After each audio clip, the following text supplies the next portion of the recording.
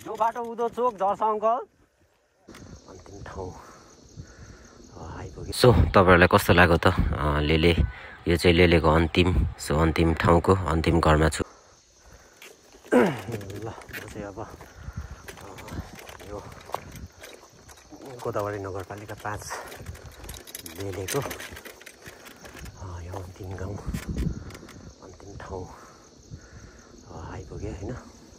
यहाँदेखि घरहरू छैन। यहाँदेखि उतापट्टि गोदावरी टौखेल बडीखेल झर्ने बाटो रहेछ। म चाहिँ यहीँदेखि भनौँ न यही बाटो फर्किन्छु होइन। फर्किनु चाहिँ तर अगाडि जाउँ। अगाडिसम्म कस्तो के छ, अगाडि मन्दिर छ अरे मन्दिरमा। ल यो अब अगाडि चाहिँ म ठ्याक्कै मनोकामना मन्दिरको लागि अगाडि बढिसकेको छु। ट्रकहरू आइरहेछ, एकछिन साइड दिउँ। हतार गर्नु हुँदैन किनभने जीवन जोखिममा राखेर किन हतार गर्नु होइन। वेट गर्नुपर्छ, सतर्क रहनुपर्छ तपाईँ हामी एकदमै। लेट्स एक्सप्लोर लेले टुगेदर विथ शिवान्दी ब्लग। भिडियोको अन्तिमसम्म हेरेर साथ दिनु होला। के कस्तो लाग्छ तपाईँलाई मेरो एक्सप्लोरिङ लेले ब्लग।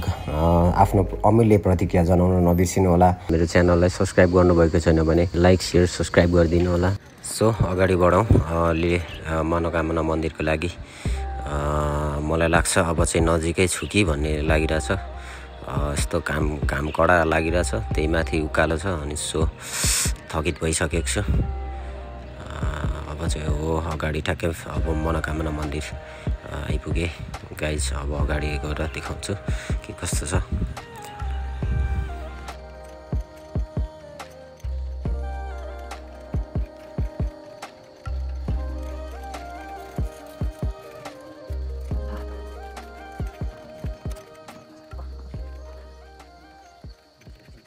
आउने दिनहरूमा त्यस्ता गल्तीलाई त्यस्ता कमी कमजोरीलाई भरपाई गरेर अझै राम्रो भिडियोहरू ल्याउने कोसिस पक्कै पनि गर्ने नै छु।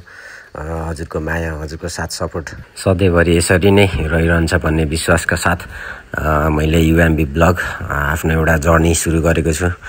सो मैले अगाडि मन्दिर देख्न थालेको छु। अलिकति यो चेस्ट माउन्टले गर्दाखेरि अगाडिको दृश्य मजाले देख्न सकिँदैन किनभने क्यामेरा अलिकति उँधो घोप्टिने हुँदाखेरि अगाडिको दृश्य मजाले देखिन सकिँदैन रहेछ क्या। सो एकदमै त्यो चाहिँ दुःखको कुरा। अनि मजाले क्लियर देखाउनलाई चाहिँ हात छोडेरै कुदाउनुपर्छ नि त। सो उकालो छ, यस्तो उकालो छ, घाम फेरि त्यस्तै चर्किरहेछ नि त। गर्मी कस्तो भइरहेछ भने नि मलाई यस्तो उकालोमा कोपरो गाई चर्कोपरो उकालोमा गलेको महसुस भइरहेछ। किनभने घरदेखि निस्केकोदेखि बाटो उकालो। अब अन्तिम यो मन्दिरसम्म सायद उकालै पर्छ होला। त्यहाँदेखि चाहिँ ओह्रालो लागेर म देखेको अघि मैले देखाएको पल्लो डाँडा बाटो एक फर्क घुमेर कताबाट हुन्छ लेले चोक निस्केर चाहिँ फेरि हाम्रो यो सादो बाटो लागि ओह्रालो झरेछु। सो अगाडि देखाउने नै छु। अगाडि हेरौँ है त। बल्ल बल्ल आइपुग्यो मन्दिरमा उकालै रहेछ क्या निस्किनको लागि। सो गाह्रो परिरहेछ निकै तलैदेखि आएको नि त उकालो। सो गरी पनि सकेको छु। ल मन्दिर चाहिँ एकदम राम्रो बनाउनु भएको रहेछ। तपाईँहरू देख्न सक्नुहुन्छ। व्यवस्थित स्वच्छ सफा राख्नु भएको छ। एकदमै राम्रो रहेछ।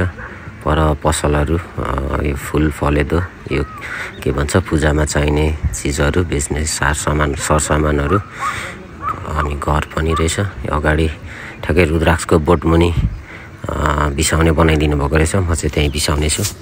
सो यहाँ बिसाएर अगाडिको मन्दिरको नजारा देखाउने छु। So ready 1 2 3। कस्तो लाग्यो त तपाईँलाई मनोकामना मन्दिर? मलाई चाहिँ एकदमै बवाल लाग्यो है। कमेन्ट गरेर तपाईँको आफ्नो राय सल्लाह सुझाव दिन नबिर्सिनु होला। यहाँ अङ्कल दाइहरू बसेर गफ गरिरहनु भएको छ। योभन्दा अलिकति पर पनि 2-4 घर रहेछ। ठाउँ कस्तो लाग्यो त तपाईँहरूलाई? मलाई चाहिँ एकदम बवाल लाग्यो ठाउँ। लेले पहिलोचोटि आएको जेस राम्रो रहेछ।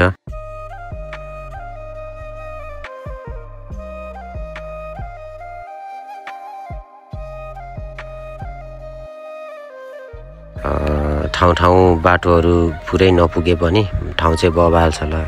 त्यो चाहिँ पारिपट्टि देखेको, त्यहीँबाट ठ्याक्कै म आएको। सो अगाडि बढौँ।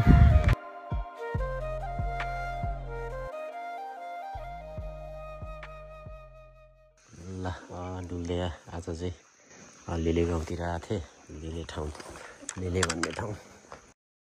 सो तपाईँहरूलाई कस्तो लाग्यो त लेले?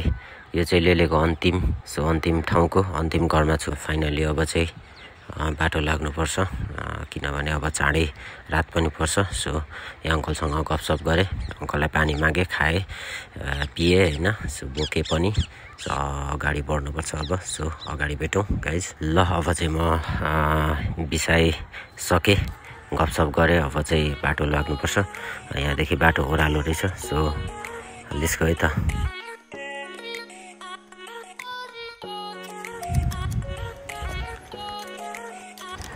ल बबाल ओह्रालो छ, निकै स्पिडमै जानु खोज्छ त साइकल त। सो गाइज सपोर्ट देखाउनु होला, माया देखाउनु होला, लाइक सेयर सब्सक्राइब गर्नु होला। र यदि तपाईँले एक्सप्लोरिङ लेले एपिसोड 1 र 2 हेर्नुभएको छैन भने मेरो युट्युब च्यानलमा गई हेर्न सक्नुहुनेछ। एकदमै एडभेन्चरस रमाइलो भएको थियो।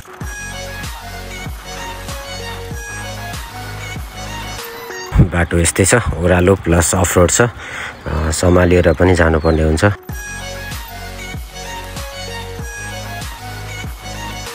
तपाईँले पनि हेरेर रमाइलो लिन सक्नुहुनेछ र हेरेर प्रतिक्रिया जनाउन पक्कै पनि नबिर्सिनु होला के कस्तो लाग्यो त तपाईँलाई मैले बनाएको भिडियोहरू।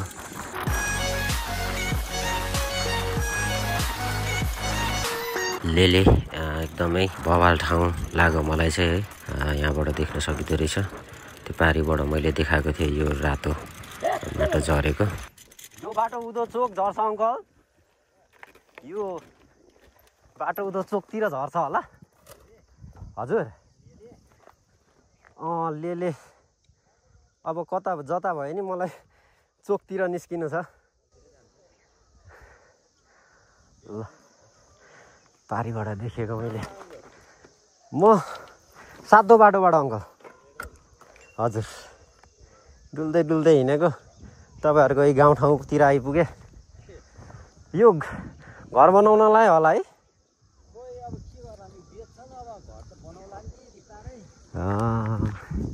मैले पारिबाट देखाएको थिएँ यो चाहिँ हजुर। सातो बाटो गोदावरीतिर बस्छु म अङ्कल हजुर। पारिबाट मैले देखाएको थिएँ नि त यो हजुर। होइन उतातिर डुल्दै जाउँ भनेर नि। चापागाउँ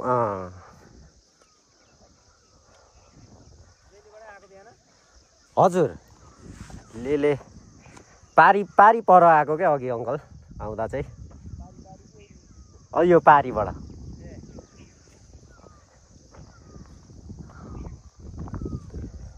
बवाल छ ल त्यो एक्लै हिँड्न। अब साथीभाइ खासै छैन अङ्कल, अब के गर्नु, खोजी हिँड्नु पनि भएन। हिँड्यो अब डुलो के गर्नु,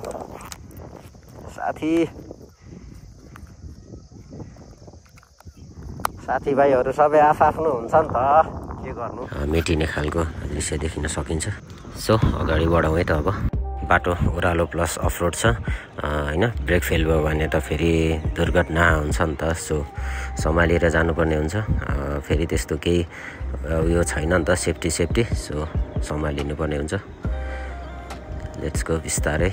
सो आजको लागि चाहिँ यति नै। अर्को एपिसोड 4 मा फेरि पनि भेट्ने बाचा गर्दै subscribe now, press the bell icon, never miss the update from UMB blog.